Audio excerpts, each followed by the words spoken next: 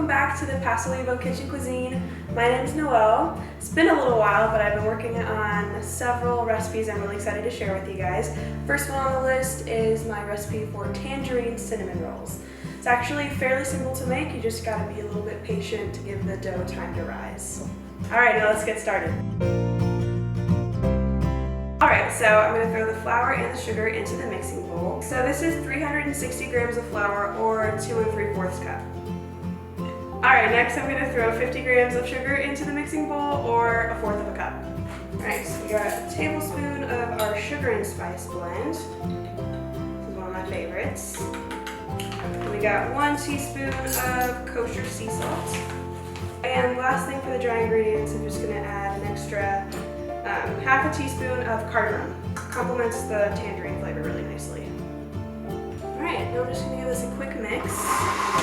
That should be good, and now we're going to combine all of the wet ingredients. So for the wet ingredients, I'm going to do 3/4 of a cup of whole milk, and I'm just going to warm it up in the microwave for about 30 seconds. You want it around like 120 degrees, but you don't have to take the temperature. Alright, so I zapped this for about 30 seconds, that did the trick, and now I'm going to add half a cup of the tangerine olive oil. Also going to add 1 egg at room temperature, and then I have 1 package of dry yeast. Just going to whisk this real quick with a fork, just to break up the egg. And we're going to turn this on again, just on low, and pour it in. Alright, and here is 1 teaspoon of orange zest. So this is going to mix on medium for another 2 minutes to work the dough. You might need to scrape down the sides occasionally too. This has been going for about 2 minutes. Looks like it's ready now. So I'm going to take it out of this bowl, put it in a large grease bowl, cover it, and let it rise for 1.5 hours to 2 hours until it's doubled in size.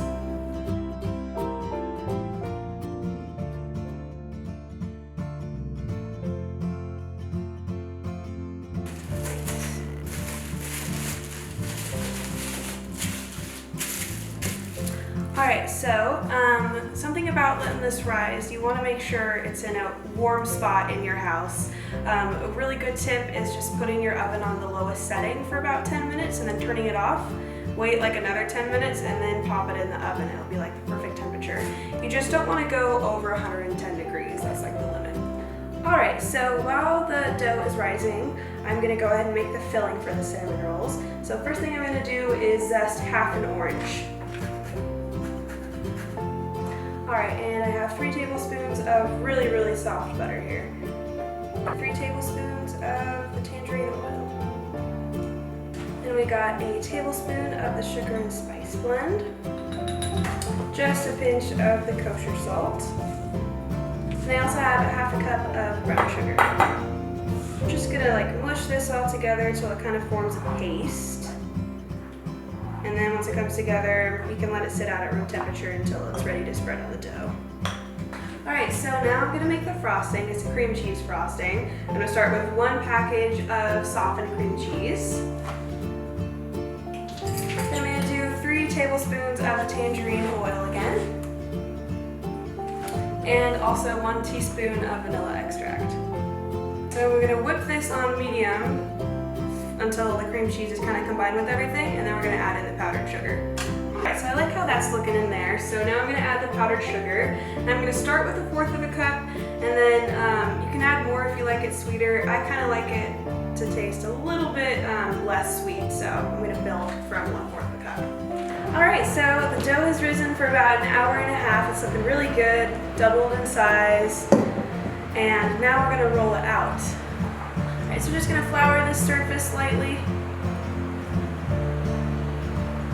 Out. Okay, and we're going for like a rectangle shape. I'd probably say 10 by 14. It's not super important. And you want the dough about like 1/4 inch thick. Okay, square off the edges a little bit. Makes it a little easier. So now we have that filling that we made earlier. Go ahead and pour this on here. Spread it out evenly with the spoon. And this corner right here, I'm going to fill it up all the way to the edge because that's the side I'm going to be rolling first, but the rest I'm going to leave a little bit of a border. Okay, so you want the first roll to be just really tight, kind of pinch it together because you want that really nice swirl in the middle.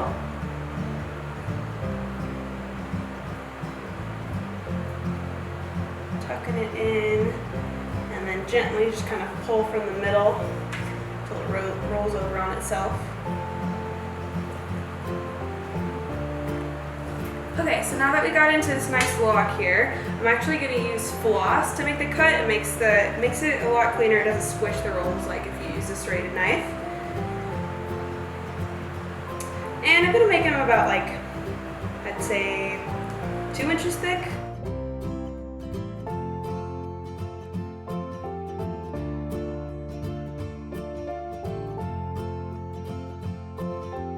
Okay, so I have this all arranged in my dish here, and I'm just going to cover it with some saran wrap, and then it's just got to rise for another 30 minutes, and then we're going to put it in the oven. It looks like these have risen pretty beautifully. They're in just proven for about 25 minutes to 30 minutes, did pretty well. So these are going to go in the oven for about 20 minutes at 350 degrees. You make sure you don't want to underbake them because the ones in the middle will still be doughy. So if they start browning on the top a little bit too early, you can put a piece of tin foil over the top.